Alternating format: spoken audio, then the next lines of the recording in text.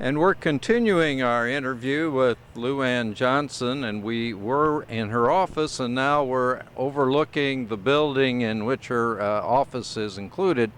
LuAnn, as I understand it, this building in itself is an historic building. Can you lead us through that a little bit? I can.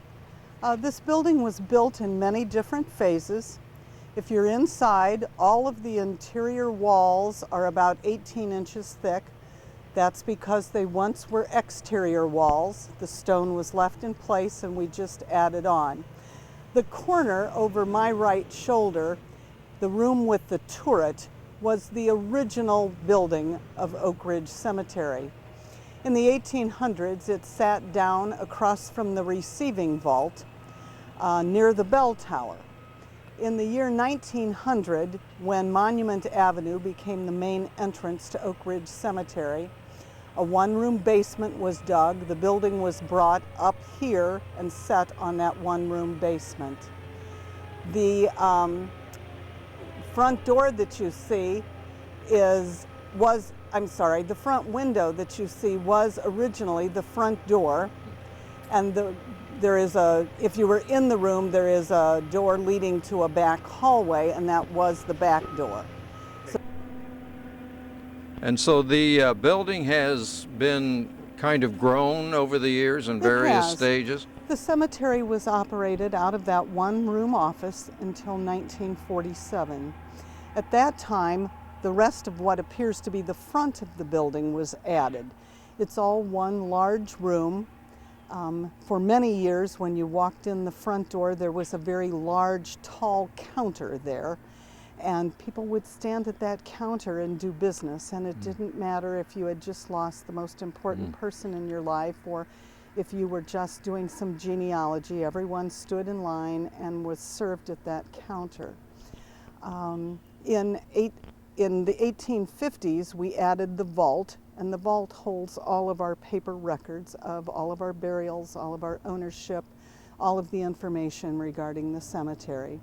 In 1989, we built the back half of the building, and it includes new restrooms and a little tiny kitchenette, the director's office, and another office back there.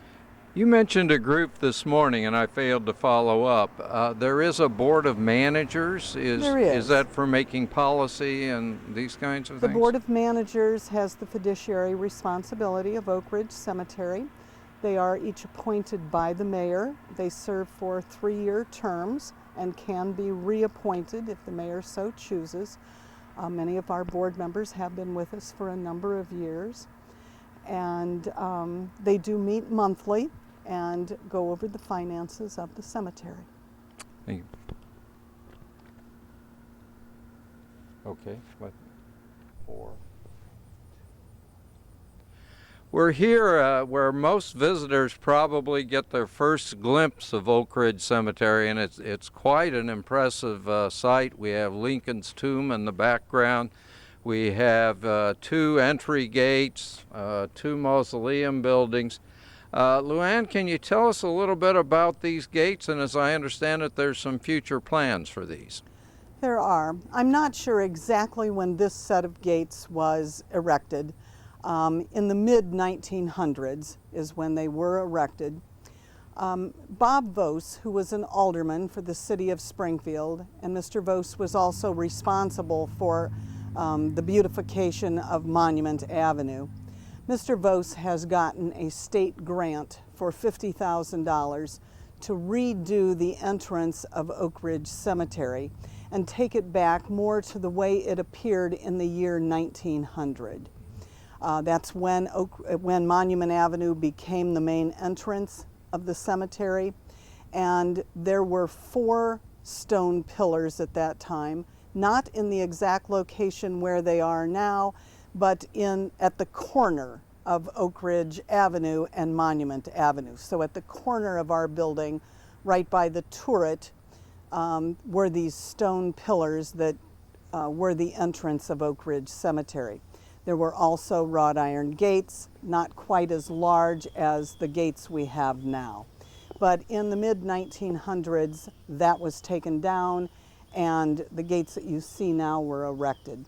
In honor of Lincoln Bicentennial, this grant has been received from the state of Illinois, and we will in fact be erecting an entrance more befitting of the president and more similar to what it was in the year 1900. Now I notice there's a green expanse here, quite a bit of lawn to the right as you enter in that doesn't have any graves. Is that just on purpose for aesthetics? It does have graves. Part of that area is pinned and platted and is available for sale. As you see closer to the tree line, you'll begin to see monuments. That is available for sale, and it's, the front end of the cemetery. That is block 33. And it is a 6-grave minimum area. You have to purchase at least 6 graves. And we're going to be looking at and going into actually 2 mausoleums that are here, one associated with the chapel and one that I understand you call the Abbey. The Abbey Mausoleum. How long have mausoleums been around and what function do they perform? Mausoleums have been around in Europe for centuries. In the United States, they became popular in the late 1800s. Our Abbey Mausoleum was built in the year 1910. It's exquisite. It's all white marble interior. That building is not heated and air conditioned, of course, being built in the year 1900. But because of its stone facade and marble interior, it is very cool in the summer and relatively warm in the winter. It has 3 corridors of crypts for the entombment of full casket remains. There are also niches around front windows, but those are all sold out. But it's a gorgeous building. Well, let's go take a look at it. We're standing in front of what's called the Abbey, which is one of the mausoleums at Oak Ridge Cemetery. Before we talk about that, LuAnn, I noticed all of these flags. Is that a permanent display here at the cemetery or a special occasion? During spring, summer, and fall, we have the Avenue of Flags out. It's kind of a nice entry into Oak Ridge Cemetery, leads you to Lincoln's tomb. Also, it's a remembrance of the Illinois War memorials that are also in our cemetery. We have these flags at both this entrance and our west entrance. We're outside of the Abbey you spoke of. How many cubicles or receptacles or what you call them? There are several thousand crypts in the mausoleum. There's also several hundred niches for cremated remains. The niches were not original to the 1910 construction. They were added in the 1980s. And when this was built in the early 1900s, was this kind of building being built around the country in various... No, this was rather unusual for the Midwest. There were mausoleums just starting to be built in the Midwest, more prevalent on the East Coast. And can you tell us anything about that display and right under the word Abbey, right behind you? No, I'm sorry, I can't. Well, let's take a look inside. This is obviously a very impressive and beautiful place. What's the material? This is all white marble. The whole building, all of the crypt fronts, the floor, the walls are all done in white marble. Excuse me, I got Sorry about that. Okay. Okay, give me a count if you would. 5,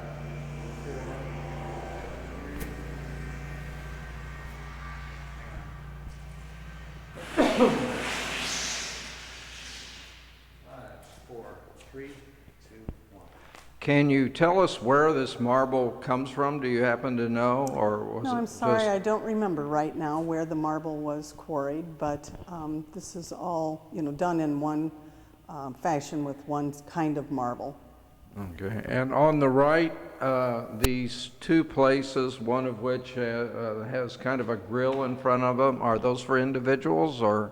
Those are family areas. There are the 2 at the front of the building. There are several more at the back of the building, behind the corridors. and families were allowed to purchase those specific areas where they could have their individual family members entombed.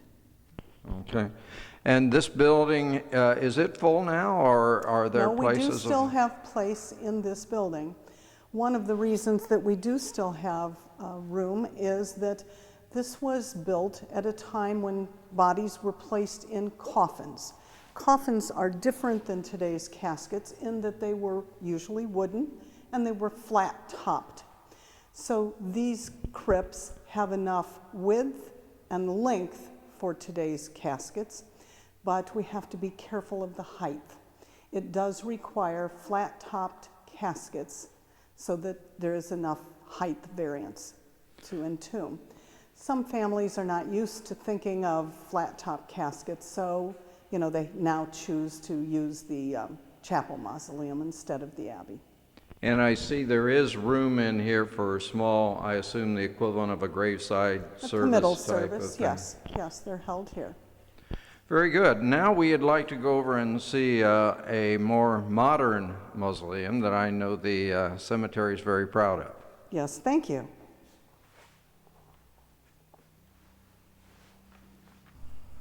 We're standing in front of the more modern mausoleum here, but before we talk of that, this is a good spot. We're just surrounded by magnificent trees, and LuAnn, right in back of you, is just an extraordinary tree.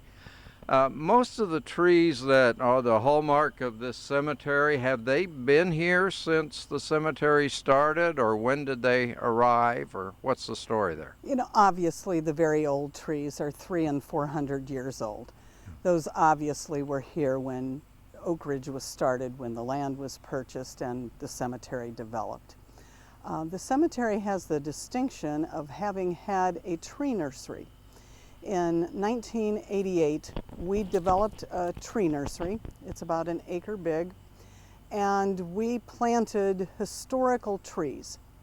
In Oak Ridge Cemetery, there is a hybrid oak that is kind of a freak of nature, a cross-pollination of oak trees that were present here, and we call this the Oak Ridge oak. It is drought resistant, disease resistant, and so many of the trees in our tree nursery were acorns from those special Oak Ridge oaks. Others were saplings gathered from historic places having to do with Abraham Lincoln and the Civil War, from the fields of Gettysburg and Appomattox and other historic places. So they were in our tree nursery. They grew for several years and then were planted into the cemetery. We knew that as the old trees matured and some died or storms got them, that we needed to regreen the cemetery. And we planned this as a 10-year project. We ran it for 15 years, planting literally thousands of trees back into Oak Ridge. And just last year we did close the tree nursery. Well, it had an extraordinary effect. The building behind you, can you give us a little bit of what the reason was? Obviously you had the Abbey, a mausoleum. What was the reason for the building behind you? Most cities of any size have mausoleums. Springfield is kind of unique in that many people in Springfield are unaware of mausoleums. If we mention our mausoleum to a family, they think it's only for cremated remains. They don't have a real knowledge of mausoleums. But in 1974, the cemetery decided that they were going to build what's called a chapel mausoleum. It's an indoor mausoleum. There is a chapel area where committal services can be done. In fact, families who even have internment rights in the cemetery can choose to use that chapel for a committal service. It's entirely up to them and there's no cost for using it. When this was built, it was built with the idea of adding on to it, and we have done that. We added on in 1991. The first two corridors are all Spanish and Italian book-matched marble. And when we go inside, I can show you what book-matched marble is. When we did the additions in 1991, we decided to go with a lighter Italian marble. And so it's all Italian in corridors 3 and 4. And what again was the year that this was originally built? This was originally built in 1974 with the addition in 1991. And what's its capacity in terms We're of? getting very close to being sold out. We probably have another 150 crypts and probably about that many niches left. So, you know, we don't have a real long life So expectancy your on this total building. would be how many? Oh, we have thousands of crypts and niches Thousands. in here total. Mhm. Well, let's go see what that beautiful marble looks like. All right, thank you.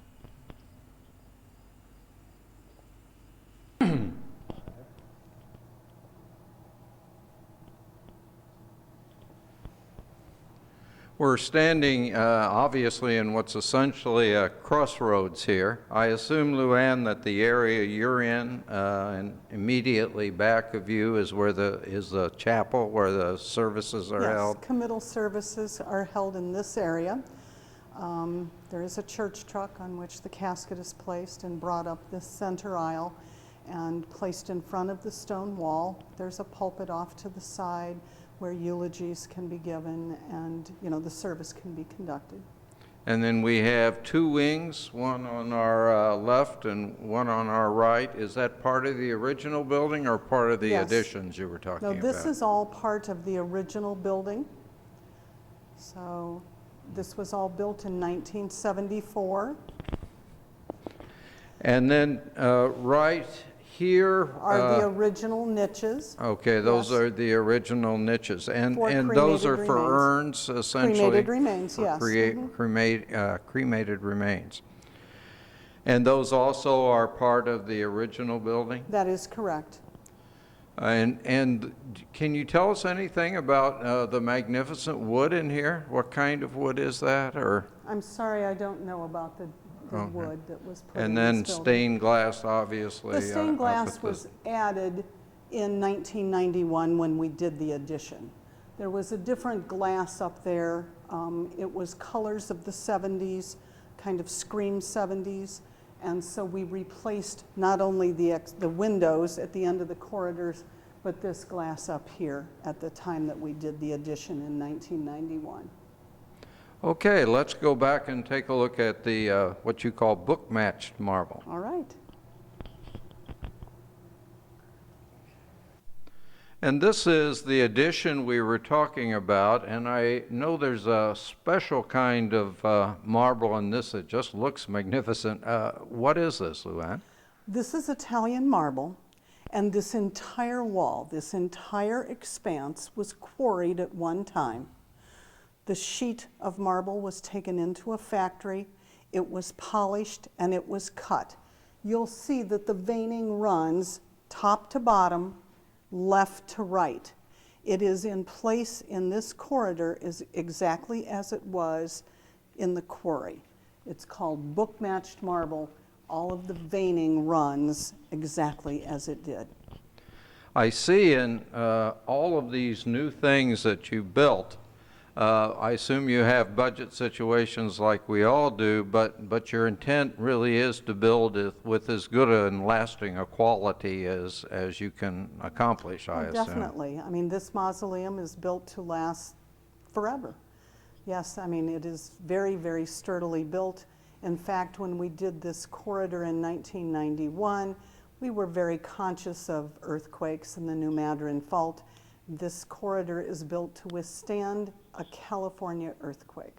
So we are close enough that you have to take that into We consideration. did take it when into you... consideration. Many properties do not, but knowing that we were putting, you know, Italian marble in here, knowing how long it took us to get it through customs, we wanted to make sure that it was going to last forever. So we did build beyond the specifications that California had at that time. Getting through customs was a problem? It was. It took 3 months just to get it through customs, and of course that was before 9/11. I had no idea how long it would take to get marble through customs at this time. This was just all the inspections of the crates and the huge amount of marble that we were shipping. And again, stained glass on either side. That Right, is these were all consistent part of with the the ones. 1991 edition, yes. Okay, well, thank you so much for showing us this lovely building. We're going to move now and begin to work our way into some of the more historical parts of Oak Ridge. Thank you. After seeing two magnificent edifices, we see a much smaller, of course, mausoleum. Are there others? Is this the only private mausoleum that's in the cemetery, or are there others? No, there's many private mausoleums of different sizes throughout Oak Ridge Cemetery. Some in this front part of Oak Ridge, and some in what we call the west side.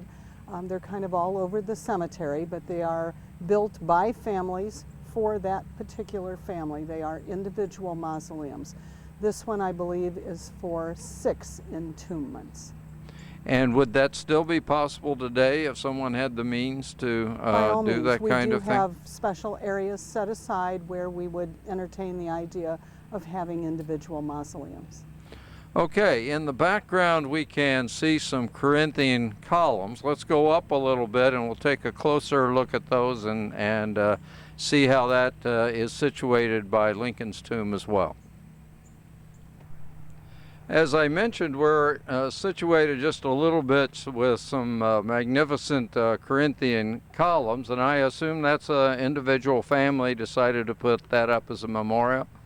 It really is two different families, the Reese and the Clendenden families, and they owned internment rights next to each other, and it's my understanding that they decided to go together and make the big statement with the big columns, and it really is magnificent. So they will have, and we see this a couple of places, or a number of places actually, in the cemetery where you'll have an individual monument and then the individual graves around the it. monument, sure, we have essentially. family areas. Some of them are 12 graves, some 24, some as many as 60. Now, I have noticed, well, first of all, we're just east of the Lincoln Memorial, which you can see just in a gap of trees to our west, the very top of it. I assume once Lincoln's Memorial was built and its accompanying fame, that this area and the areas around the memorial then became instantly wanted for grave sites. About the year 1900, this part of the cemetery was pinned and platted and available for sale. And yes, families did want it because it was right across the street, literally, to the east of Lincoln's tomb. The trees weren't as big as they are now, and there was a clear view of the tomb at that time. So it was a place of honor and prestige, and families were very interested in purchasing internment rights in this area. And while we're in the midst of a number of tombstones here, a couple of questions for you, LuAnn. Number one, I noticed that there are a lot of different dates. So when you look at tombstones in a section, there may be someone buried as late as 2000 and someone in 1913. Is that done on purpose, or is that because of families, or how does that happen? It was literally done because that's what families purchased. As I said, this area was pinned and platted in 1900, and we started selling right away. So you'll see many death dates in the very early 1900s. Subsequent family members, you know, we might be 2 or 3 generations removed from those original property owners, but they bought enough internment rights so that subsequent generations could all be buried together. And so you see death dates that will span many centuries. We will have some places up in the historic north end of the cemetery where we could be 6 generations removed from the original property owners. And also I notice in some parts of the cemetery it seems as if the gravestones are widely separated, and in other areas such as this one, it seems like the tombstones are much closer together. Is that again just personal choice and families? In this area, you see a lot of times that there is one large family monument. It will have the surname of the family on it, and then you see individual footstones. The individual footstones give the information, the surname, the given name, the birth year and death year of the deceased. So the footstones denote each particular internment rite and the person buried there. The large stones are family stones denoting the family lot. Well, thank you very much. What we'd like to see now is one of the more unusual monuments in the cemetery, one that houses a governor and his family, and one that perhaps has the most unusual architecture in the cemetery. Very good. We'll go to Tanner's tomb. We're standing in front of the John Tanner Memorial, but we also want to talk about the graves and the area that's around it. LuAnn, you were mentioning that there are actually, and some people would not believe this, still plots available in this area? Oh, there definitely is. This is called Block 31. It's directly across from Lincoln's tomb. And we still have internment rights available for families where they can really be within a few hundred feet of Lincoln's tomb, facing the tomb. And we have, of course, behind you a just remarkable memorial. What does that have a particular style, or is that unique? It's quite unique. That is Governor Tanner's tomb. Governor Tanner was the governor of Illinois from 1857 to 1901. He just served one term, was not in very good health at the end of that term, and in fact died within several months of leaving office. He was buried in Oak Ridge Cemetery, but his wife and friends of the family thought that there should be a monument befitting of his stature, and in 1906 this tomb was built. It was designed by the Tiffany architect of New York. And he was then disinterred and re-entombed in 1906 into this tomb. Also, if you look in the front door, there is a bronze sculpture of his head that you see at the back of the tomb in front of the window. Now, when you say designed by the Tiffany architect, you mean someone of that quality, or an actual architect? It was a Tiffany architect, you know, so I don't know specifically which Tiffany did it. Oh, but it was actually an architect for the Tiffany company. Yes. Okay. And do you happen to know what those columns, what is that made of? It's all stone. It's all rough hewn. It has a very Greek look to me. You know, it's not done in a polished or real elegant fashion. It's done in a more sturdy, you know, older fashion than that. In reading about some of these things, someone described some of this as having a Stonehenge look, and it almost It really looks, almost does, yes. I hadn't thought of it in old. that respect before, but you're right, it does. And approximately what year was that built?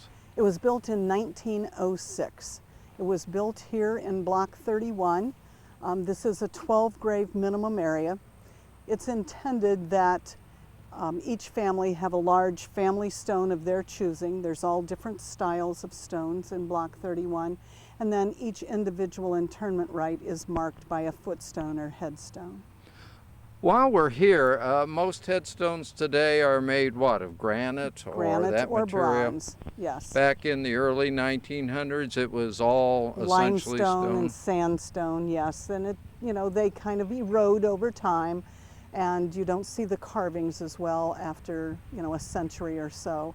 Up in the historic north end of the cemetery, we'll see a lot of limestone and sandstone. But now the cemetery requires that all monuments be either of granite or bronze. And I understand about this time in the early 1900s and so on, and as this cemetery was progressing, that they had a lot of machinery essentially invented and developed during that period that let them carve more esoteric things such as... Yes, well, and the old craftsmen died off and new people did not take up that trade. And so yes, the memorialization is more standard in appearance, although on Block 31 you do see a lot of very unusual, you know, monuments. Okay. We're going to move now to one of the more historical parts of the cemetery and kind of the gateway to the most historical part of the cemetery, the receiving vault and the bell tower and the east entrance. So we'll be there.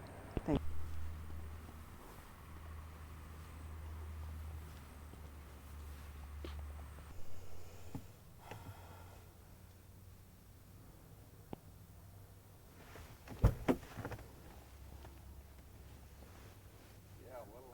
Yeah.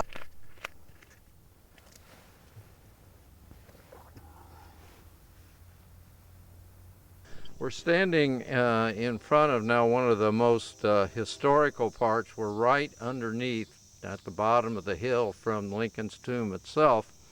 And this is a tomb that many tourists may not even know of, but it's a hugely historical area. LuAnn, can you tell us a little bit about that? Sure, I can. Behind me is the old receiving vault. It is the vault in which Lincoln's body was placed while the tomb was being constructed. Oak Ridge Cemetery had 6 of these receiving vaults throughout the cemetery. Really, they are my kind of glorified caves. They were built into the hillsides. Shelves were placed where the coffins could be placed on those different shelves, because in the 1800s, graves were dug by hand.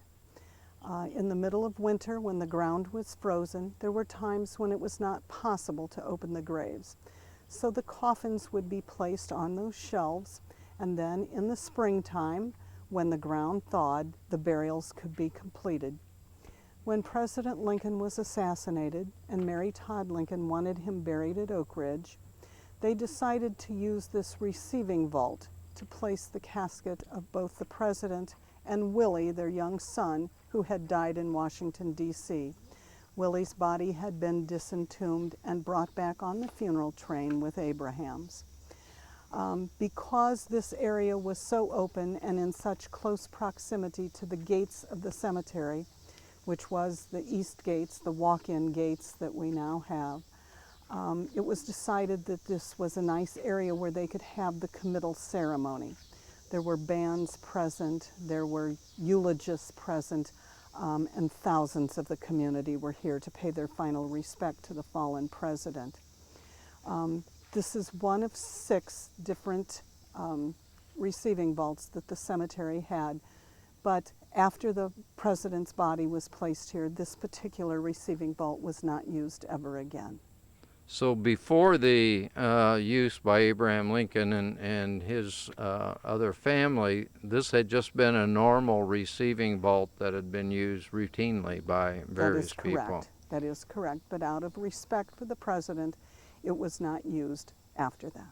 And what's happened to the other 5 receiving vaults? Are they still have all around? been removed.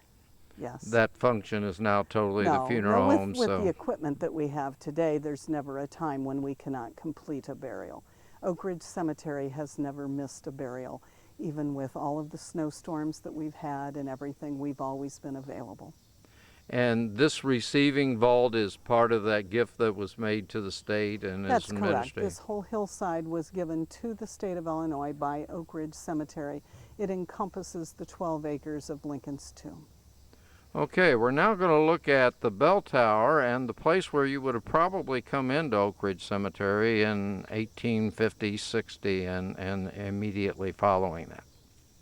This is a plaque that is part of the bell tower, and it has an unusual distinction in that Abraham Lincoln's body, when it was first brought to Oak Ridge, was laid on this plaque, and as the tower and all the other buildings that were attached to it were built, this became a permanent part of this bell tower. We are in a very, very historical part of this cemetery. We've just left the vault. We're just a little ways away from it. And LuAnn, can you give us what that, I was just mentioning the bell tower and the slab that's in it, but as I understand it, that was once part of a much larger building. Yes, that is the bell tower. It used to ring as each service was performed. The bells no longer ring. You can see the large bell is still up in there. About 20 years ago, we had to have it braced because it was really not real safe.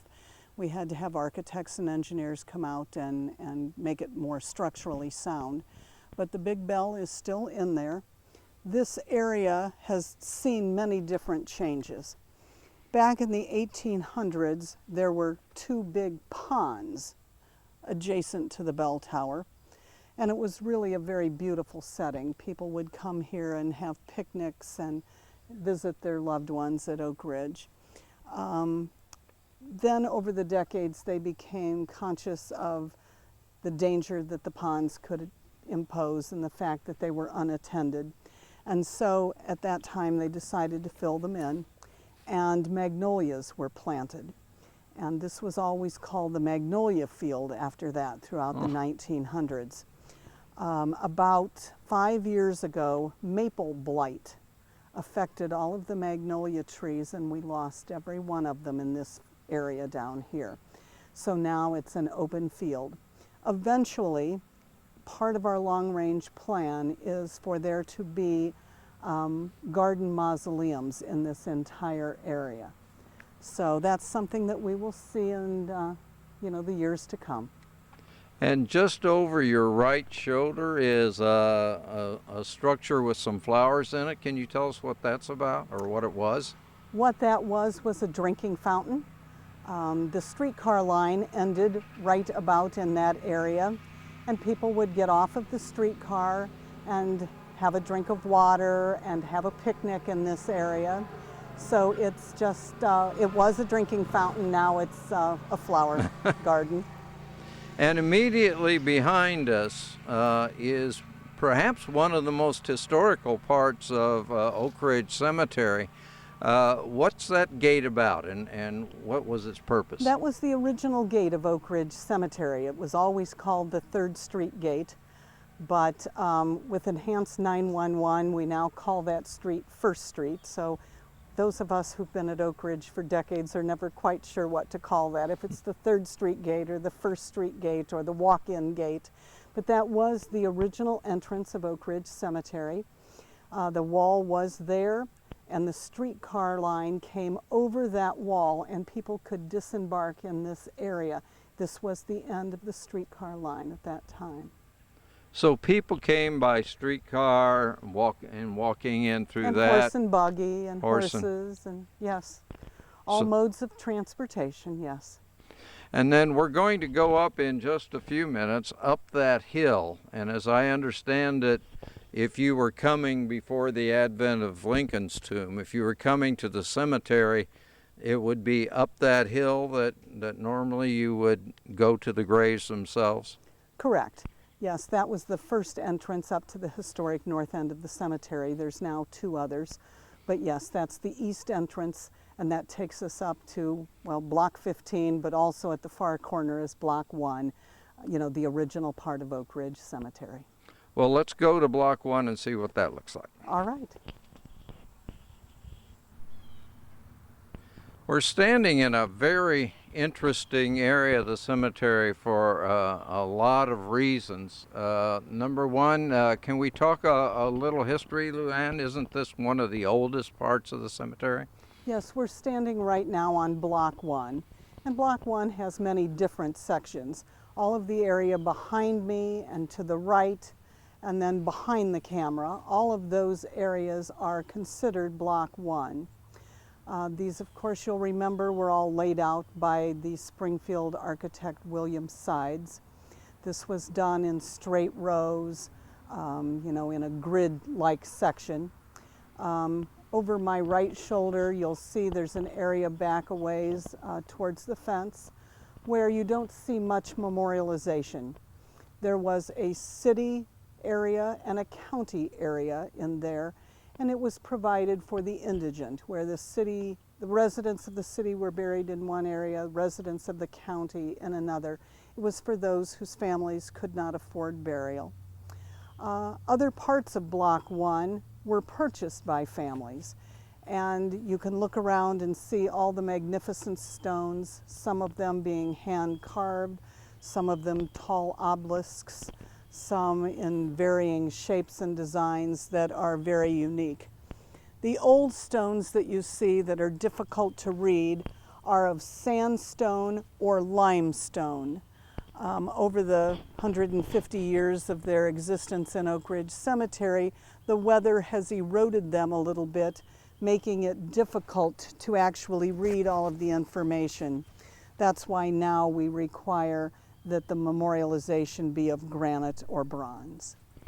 I assume because many graves were moved here that we would actually see headstones with a death date before the establishment of the cemetery. Exactly. Since, we know that Old City Cemetery and Hutchison Cemetery were started in the 1830s, and those were all disinterred and brought to Oak Ridge. So yes, although our first burial was in 1856, you will see many burials that preceded that, and they were originally in either Old City Cemetery or Hutchison Cemetery and later brought to Oak Ridge. And of course we can see as we just panned around the various stones, you have everything here from tiny simple little blocks to statues, the kind of memorial we just saw with Tanner and all of those kinds of things. That's the beauty of Oak Ridge, is something that we still encourage today. We encourage families to think about the memorialization they're choosing for their loved one, and we really like to help them design memorialization that depicts the life lived. If it's someone who loved oak trees, then let's put an acorn on that monument. If it's someone who loved felines, then let's put a little kitty on there. Whatever depicts the life lived, should tell the story on that monument. And essentially everything is allowed that's not offensive in some way to various groups and so on? Right. I mean, there's been times when we've had to ask people to reword things that it could have been taken in a different connotation, and they were willing to do so. But typically people are trying to show respect for those that they have lost, and it's rare that we have to make those suggestions. This is a good place, I think, to mention. In walking and driving around the cemetery, one of the things that struck me is the lack of something, and that's there's really very little vandalism. Despite the modern age, there's evidently a core of respect for these kinds of places. Yes, there really is. Every once in a while we will have vandalism. Back in the 1980s, we went through a period where, there was some cult things going on, and we would find evidence of it here. I don't think it was ever anything serious. It was typically young children, teenagers, just being teenagers, really, if nothing else.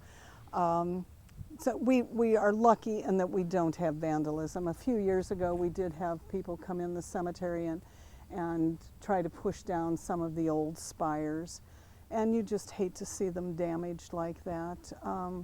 We're very fortunate in that when we do have storms and some of the big trees come down, we've been fortunate in that we've not lost a big stone in that fashion. It really takes vandalism to actually destroy or mar a stone. Okay. We're going to head now to what is, at least for me, one of the most heart-tugging parts of the cemetery, and that is a remarkable memorial to what were called friendless children. And we'll take up that story in a few minutes. We're standing in the middle of, or inside of, one of the more remarkable parts of the cemetery, and something that speaks a little bit to the changing of society. For most of the frontier days, of course, families took care of themselves, or you just didn't get taken care of. As the city grew, LuAnn, what is this portion of the cemetery all about? This is Block 4, and this particular part of Block 4 is called the Home for the Friendless. There was a gentleman by the name of Reverend Francis Springer. The Springer family and the Lincoln family lived on the same block here in Springfield. And Reverend Springer and his teenage son joined the Civil War. Reverend Springer was the minister to tend to the troops. After the war was over, the young son came back to Springfield with the family, but Reverend Springer stayed in Arkansas. And he noticed all of the young children that were roaming around the towns. They were basically orphans. Their fathers had been killed in war, the mothers had been killed, some instances where there were young widows with babies. And Reverend Springer knew that something needed to be done to help these people. So the Home for the Friendless had been established, and Reverend Springer put all of these people on a cattle train, and he brought them back to Springfield. Some were very ill with malnutrition. Some died en route because they were only in cattle cars with no heat and died from exposure. But many arrived in Springfield. Some of the young children were adopted out by families. Some were really taken into homes and raised as their own children. Others were kind of brought into their homes to help in the fields, or the girls to help in the kitchen and help with raising children. But at least they had a stable place to live and food to eat and were cared for. Many of the young women with tiny infants lived at the home until they were able to get on their own, find employment, and raise their own families. But the cemetery realized that all of these dead from the Home for the Friendless needed a place of honor in which to be buried. So the cemetery designated this area specifically for the Home for the Friendless. Each grave was platted out, and that's something that's unusual. Usually only lots are platted with corner posts. In this instance, there was a post put for each particular grave space. There were over 600 graves designated in this area, and for quite some time, historians thought that there were probably at least 600 burials from the Home for the Friendless in this area. Once we verified with cemetery records, it was determined that no, there's only about 220 burials in this area that are part of the Home for the Friendless.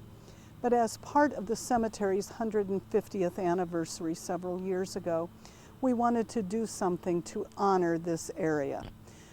This stone was originally placed here several decades ago, and we decided that it was wonderful and denoted the area, but it didn't actually tell the history.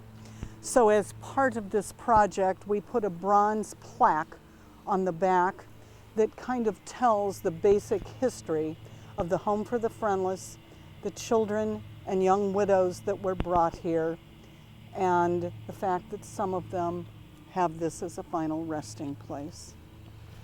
It kind of denotes the fact that this has a very sad area. It's called the Home for the Friendless, and we hate to think that these children didn't have a friend.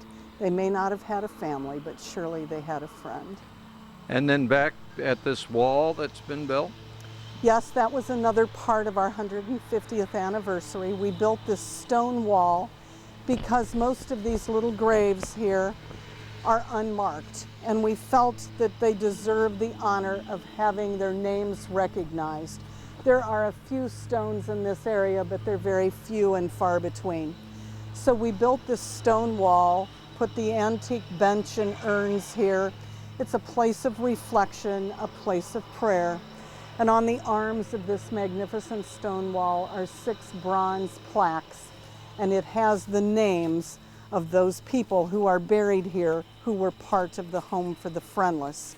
So they now no longer live and are buried in graves that are unmarked. Their names are now known. Some we don't actually know the name, and you'll see where it just is listed as an unknown, or an unknown from Arkansas, or an unknown baby, but at least they are no longer forgotten. So in a lot of ways, this is almost the cemetery's own outreach, if you will, It surely from is. the very beginning to modern times now. Exactly. You know, dating back to, the 1860s to current day, it's a way for the cemetery itself to show respect. We have an employee at Oak Ridge who spearheaded this entire project. He was the one who had the compassion for these little children buried here. He was the one who brought the idea to our board of managers, and Paul Mueller is the one who really is the reason that we have this magnificent memorial to the Home for the Friendless. I can tell you that the Home for the Friendless has evolved into what is now the Family Service Center, still doing fine work in the city of Springfield. Okay, we are going to move from one of the more emotional, perhaps, places in the cemetery to what some might call the Revenge Memorial. And one of the more striking and unusual memorials in this or any other cemetery.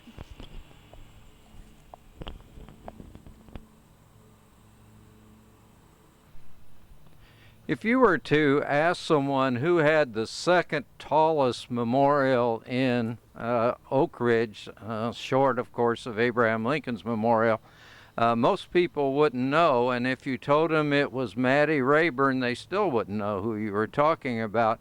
LuAnn, can you give us some background on this most impressive memorial? I'd be happy to. Bishop Rayburn, I am told, was a self-proclaimed bishop. He was married and had a family. He was kind of a fire and brimstone type preacher and began preaching free love. After a while, he began practicing what he preached. He then sent his wife and children back to her family, and he took up residence with Maddie Rayburn. Historians have never been able to actually prove that he and Maddie were legally married, although they always said that they were.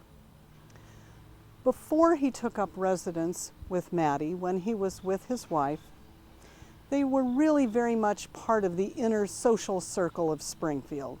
We don't think of Springfield as being a real social area out here in the middle of the prairie in the 1800s. But the ladies of society would go and visit each other in afternoons for tea, leave their calling cards, and do many of the things that the ladies on the East Coast would do. Bishop Rayburn and his wife were part of that social circle. Once he took up residence with Maddie, that seemed to change.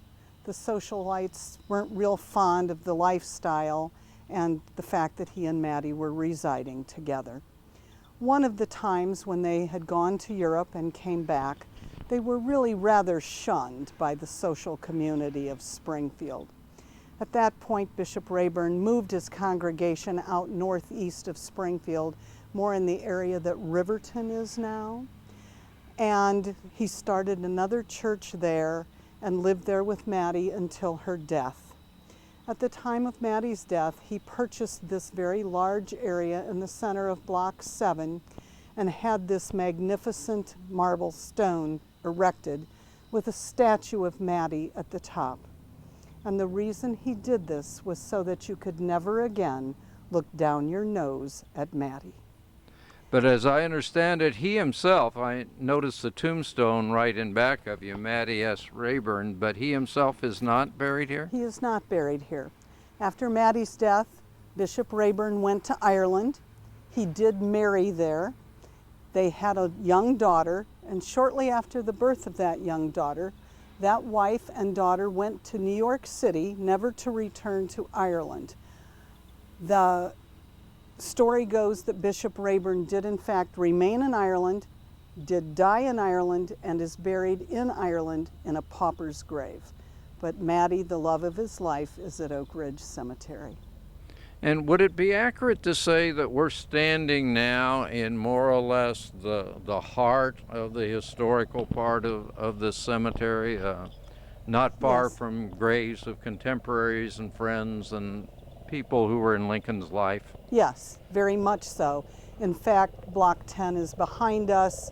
Ninian Edwards and many of the other family members of the Lincoln Edwards families are buried there. Yes, we are right in the middle of the historic north end of Oak Ridge and right in the middle of all of its history. Okay.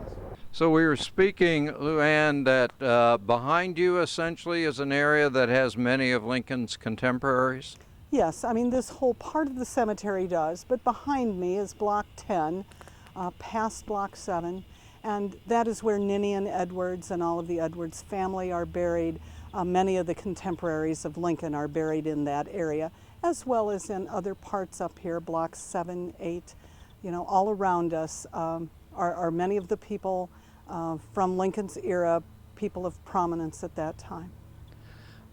We spoke that the war memorials themselves over on the west part of the cemetery are really under the state administration now, But there is one war memorial of sorts that is part of the cemetery still, and we're going to visit that next.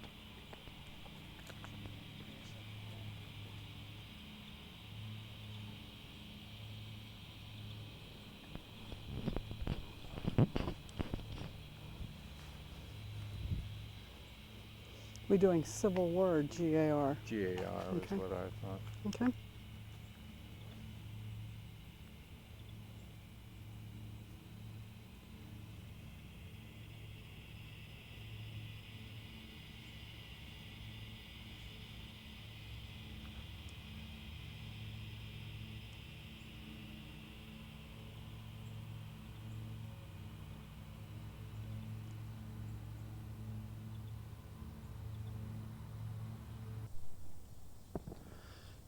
Oak Ridge Cemetery is the home of some really extraordinary war memorials, including Vietnam and Korea and so on. But those war memorials we think of was not the first time, of course, that people thought that special homage was done to those who had sacrificed their lives in the struggle. Can you give us some background on this, LuAnn? This land right here at this point was donated by Oak Ridge Cemetery to the American Legion. It was for them to bury members of the Legion, either those that they felt that they wanted to honor specifically by placing in this area, or possibly families who could not afford an internment space in another part of Oak Ridge.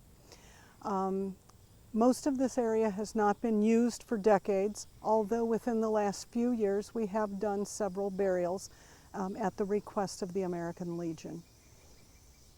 And you told me about there is another area that has more Civil War graves, is it? Up in the historic North End, very close to Block 4, where the Home for the Friendless Children are, there's a small little island, and in that small little island there are Confederate and Union soldiers buried there. And so we're going to go very soon to the more modern area, but even back here in the more historic parts, there are places for specific groups of one kind or another, a particular Exactly. religion or whatever. Yes, Oak Ridge tends to, draw people from all cultures, all religions, and we love that. We have Islamic burials that we do for that mosque. We have Jewish burials on a regular basis.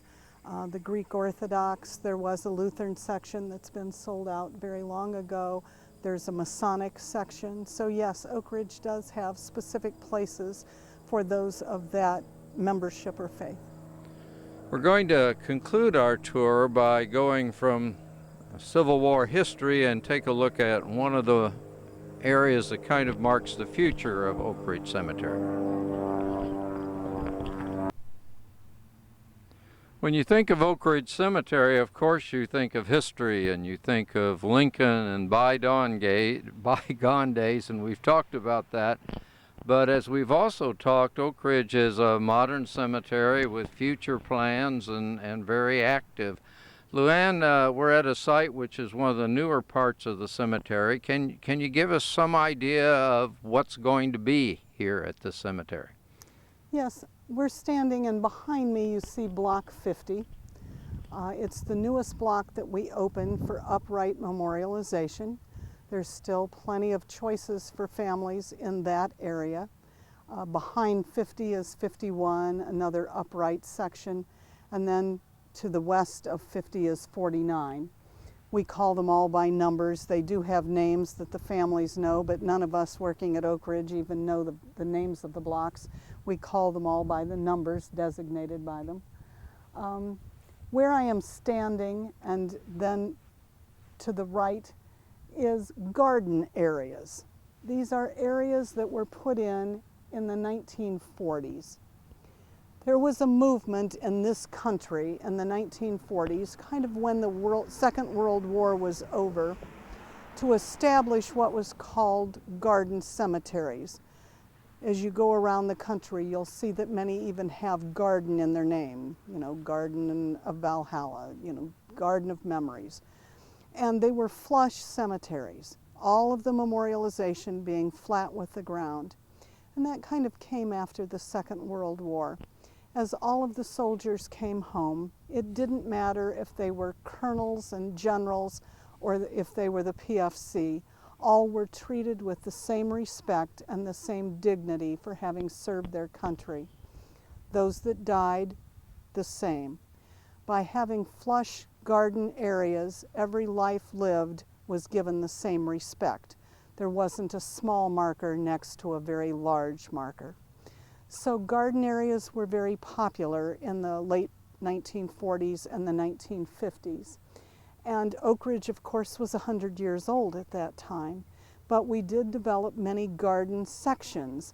And in this part of the cemetery on the western edge, you'll see that there's about 8 different gardens all adjoining each other. It gives a real park-like setting. It almost looks as if no one is buried here, that this is all just open green space. But there are, in fact, many burials here. There is space still available for those that choose a park-like setting, just as there is space available for those that prefer upright monuments. Well, thank you very much, LuAnn. You've given us an excellent viewpoint of what the cemetery was all about and is all about now, and we really appreciate your contribution. Thank you for coming to Oak Ridge Cemetery. We really appreciate it.